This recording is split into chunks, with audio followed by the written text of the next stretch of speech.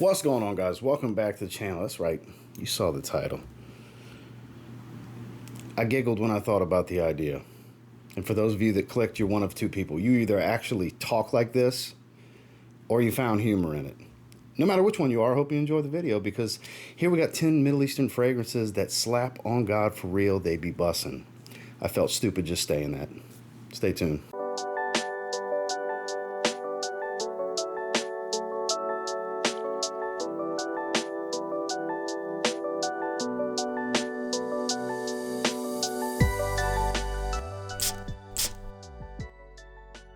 Rasasi Hawas. You see the hype behind it. It's been going on for years. It's warranted. It's deserved. It's a monster.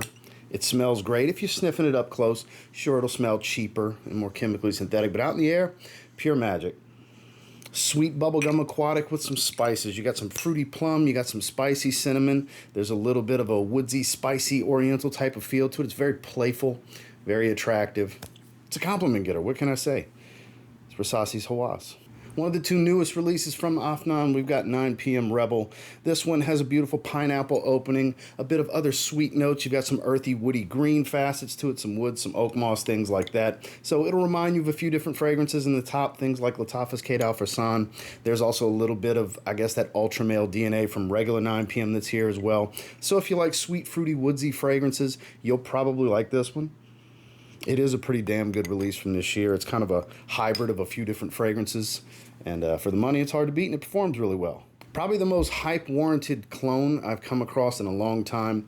It's a dead ringer for PDM Altair. This is Liquid Brun in the French Avenue line from Fragrance World. This is totally worth spending the 40 bucks on. Especially if you smelled Altair and you like it, but you're like, I don't want to spend PDM money.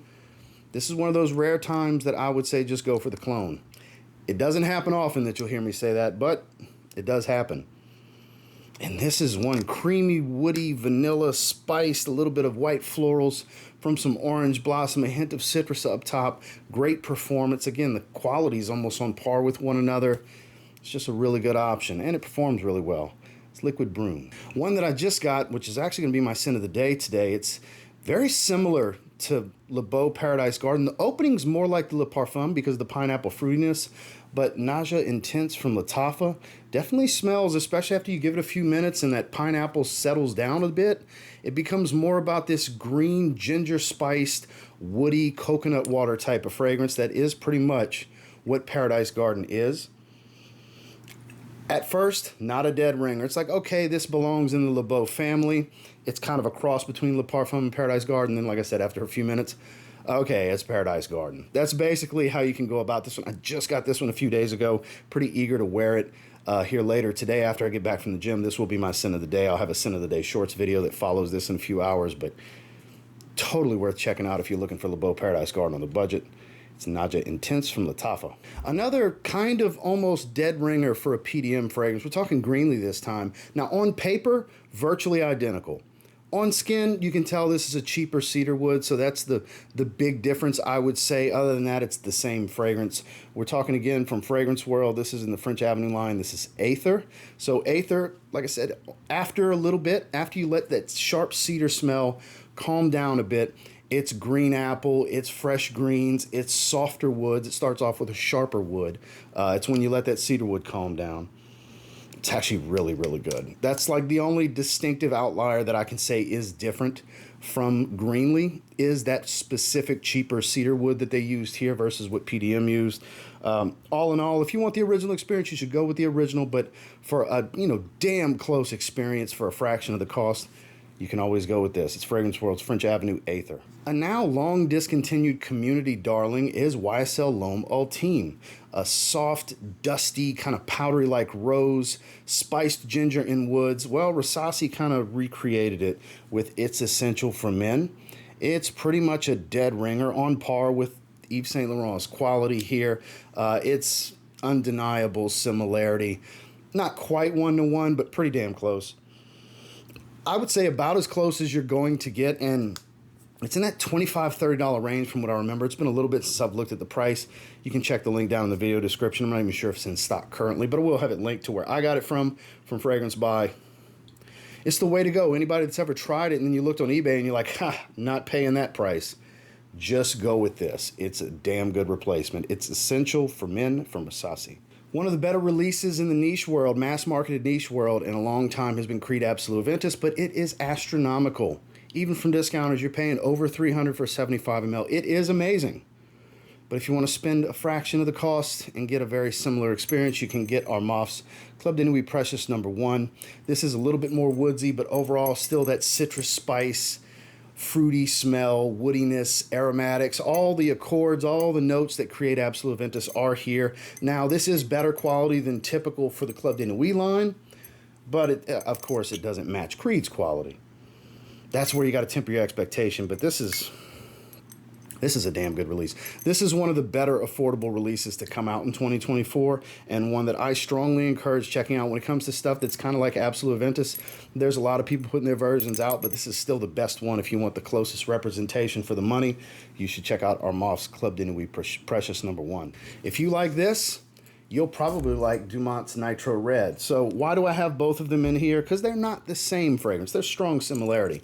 They both have that bubblegum Invictus aquatic smell, but this one's got watermelon Jolly Rancher in it. Artificial watermelon, and a lot of it at the top. So if you want different fruitiness, because this is more of a plum with a lot more spice, still a bubblegum aquatic. This is still a bubblegum aquatic, just loads of artificial watermelon. Again, smells like if you took watermelon Jolly Ranchers, melted them, and then stirred it into Paco Rabanne's Invictus, you would get this. Another high compliment factor, beast mode performing fragrance in the $30 to $35 range.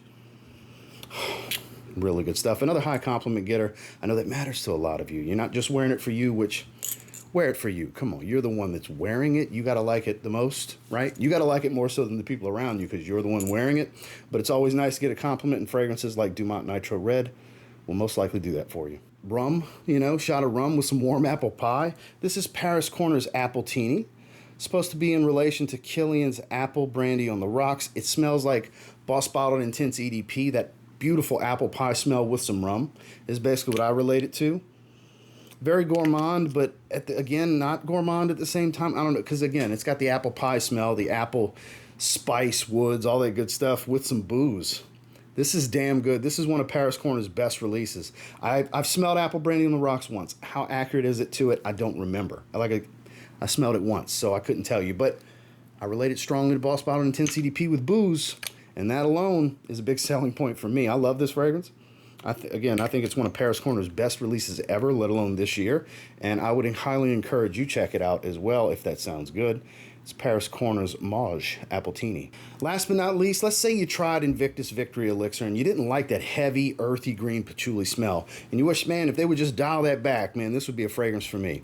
Well, Khadlaj Epoque Artistique might be the fragrance for you because it dials back that earthy patchouli smell. You still get that smoked, ambery, creamy vanilla smell. It's a little powdery, and you lose a lot of that earthiness, which I personally love the patchouli in Victory Elixir, but I understand that's not for everyone.